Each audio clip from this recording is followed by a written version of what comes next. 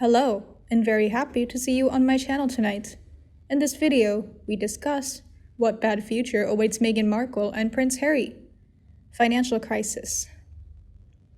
Earlier today, Harry and Meghan's PR book hit the shelves, and there don't seem to be many of the good purposes in the book to the royal family. Although Meghan flattered Prince Charles and the Queen, they did not regret tripping William and Kate, the future kings and queen, into the mud. And by way, we've got a little poll about what bad future awaits them. The first opinion is a Twitter fan. She said, "Yes, I imagine that these books are likely to cause some anxiety, stress, sleepless nights, and unexplained feelings of doom. From their perspective, the books may cause the public to see them for who they are, what they are, and how they relate to the world.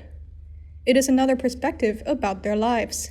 Either they are such a toxic waste of time, or not.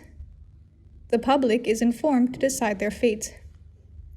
Finding freedom in their glass-covered cage is unlikely to follow. It puts them front and center against all forms of commentaries worldwide. There is no money to be made from the sales either. They had no input or control about what was written about them by these authors. Fame is not without a price. For them, it is imprisonment, not freedom. It is their life sentence. How are Harry and Meghan going to make cash now? Now is what is hurting them so very much. Neither of them can speak anywhere because of the pandemic. All acting is on hold, and when it resumes, I think Hollywood is going to look different. Some people like Meghan's acting. I have never had the pleasure of trying to watch her. Just not interested. Besides, when she married Prince Harry 2 years ago, I sincerely believed she was leaving behind acting and Hollywood, just as the immensely talented Grace Kelly had. Based on how little acting she has done in 39 years of life, Meghan doesn't stand a chance of becoming an A-list actress. She could have had a shot pre-pandemic, but karma is, Think of all the actresses hoping for a paycheck, and soon Meghan would be up against seasoned veterans for parts that they very much need after a Hollywood shutdown. Meghan seems to think she is the next Grace Kelly or Zoe Kravitz or Emma Stone, swanning about with her entitled attitude. A photographer tasked with taking pics of Meghan described her diva behavior and how difficult it was to work with her. And if that was pre-royalty, now? Meghan must be simply delightful. When the coronavirus is cured, or we achieve herd immunity, then all the absolutely A-list actors and actresses will be in dire need of work, and they will be done taking a break and reconnecting with themselves. Everyone will be full in. That means anyone who wasn't in is out. Meghan won't find a decent acting contract. Hollywood will be different. So Meghan had to make money in another way. My job is not to find the money for Meghan. That is her problem. As a former accountant, I would say the couple gives up, lives within their means, which means leaving California, going to Austin, Texas, and buying a 4,000 square foot 4-bedroom home. There was no security after Prince Charles stopped paying. If they're concerned, they can move to Montana. They'll be safe there. And they can live off the returns on their investments. Meanwhile, fans from Daily Mail said, "I'm not kidding. Harry has no real-life skills. He was born to be a prince and to serve the people of his kingdom. Unfortunately, there aren't many places Harry can go and become a prince." I personally believe that now Harry has seen the writing on the wall. Basically, Archewell was her only hope of making money. Gigs may float on her own, but if that book, Seeking Freedom, even hints at secrets told about other royals, no one will work with. Because that's what she will become. Worse than Wallace, and I, too, aren't joking. Currently, they are in the house of a man worth $500 million. This is the lifestyle they feel they enjoy. Harry's $20 to $40 million are very small compared to it. And Harry only received an annual pension, also under $1 million, until he was 40 years old. Add the Charles donation, and you can get around $2.5 million. This is not enough for a way of life for hundreds of millions of dollars. Meghan tried voicing Disney after Harry shyly threw her to Bob Iger. The critics are not kind, and the public is less. That effort was successful. They have Archewell somewhere, not a foundation. I'm not sure what Archewell must be like. Since the salad is due to its purpose, it confuses me. How people are supposed to support it, and how Meghan and Harry will make a living from it is a question, at least to say. There is a book, Finding Freedom, from 2 weeks ago. The couple denied joining, then changed their tone and admit to having given past interviews for its authors. I assume they will get some royalties from selling it. After the course is reduced, there will be talk shows and speech circuits, but I imagine whatever they say will become stale after a while. Harry talked about his mental health. Meghan talks about women's empowerment. No subjects intrigue me.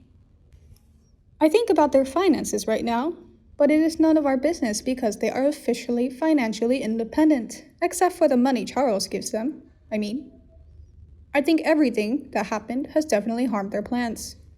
I'm not really sure how they make money because they are unemployed unless they are paid for the broken Zoom.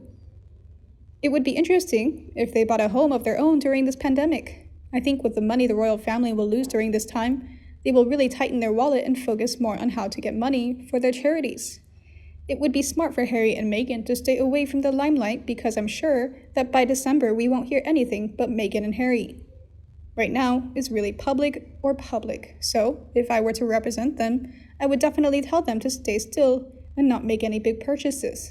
But to finish it off, I can only assume they don't have to pay a lot of money right now, and since the British royal is having to let people go, it would be smart if they don't pay attention to me right now. Meanwhile, a loyal fan from Quora wrote, "It looks like all hullabaloo is going on with recent PR announcements and activities. And honestly, I'm really tired watching this and waiting for the shipwreck to come. Meghan, as an American citizen, can stay in Los Angeles forever. She still pays taxes on earnings and disbursements. And as an American, Meghan's tax status doesn't change if she's here for 10 days or a year. Harry may have issues to address if he plans on living in Los Angeles in a long time." I have read a few places where Harry does not want to become a US citizen because he will give up every title he owns. Obviously, the prince doesn't want to do that. Fair enough, but as a non-citizen, Harry can only hang out in the US for 120 days a year to avoid paying taxes. But maybe the tax isn't the thing to worry about. The couple probably had to pay double taxes in the United States because Meghan has never become a British citizen, and it doesn't seem like she has caught up to become a British citizen anymore. Then Harry, as a UK citizen, can pay taxes or maybe not to the UK. I thought Harry would stay in Los Angeles as Meghan's husband, but he didn't want to get a green card, which is a step towards becoming a citizen. Hollywood Harry, as the prince is now, may be able to live here for many years without the pressure to eventually become a citizen. So yes, I think Los Angeles will be Harry and Meghan's home for a long time. This is the end game. This is something Meghan has long wanted. And who knows when Harry decides the busy star-studded California city fits the need to stay away from the paparazzi. Just last October, it seemed Harry needed perpetual grief from the photographers who followed him and questioned him. And just about 5 months later, he decided to move to Hollywood. Why? Why not Montana? Why LA? Yes, all directors and producers tend to live there or in New York City, so this move makes sense for Meghan. But Harry? I understand Meghan wants to get out of a country that is supposed to not treat her well. I don't judge, but it looks like Meghan. And both the UK and Canada are making the verdict on Rachel Meghan. And it seems glad she's been back in the United States and to sunny Southern California for so long. I imagine Harry will sometimes return to the UK. He burned bridges, but not all of them. Prince Charles will welcome his son back. I just don't see Meghan coming back to the UK or living in Canada again. And I don't think the Canadians will want Meghan or Harry back. They use that country for police protection needs, with the UK still paying for it. And when Canada gives up, Meghan has fled. Meghan and Archie will stay where they are. They will be happy to be back. This move to Los Angeles makes no sense to me for Harry and his weak mental state. He has moved to the worst city in the world if he really panics when his photo is taken or when he hears clacks and blinks from paparazzi. It was a real crisis. And you? What do you think about their future? Please let me know in the comment section and we can discuss together. If you see my video useful, remember to like and share it for anyone you think might also be interested. And don't forget to subscribe to the Sussex Daily News channel to not miss any new videos by our team. Now, good night, and see you in the next videos. Each of us has our own path. And age is still in the thinking. If you don't care about it, it doesn't make any sense. Meghan and Harry are under pressure because of their age. When the financial crisis hits, it is only when you step out of your comfort zone that you start changing and getting for the better. In our lives, change and loss are inevitable. In the journey of adapting to change, live a happy and free life.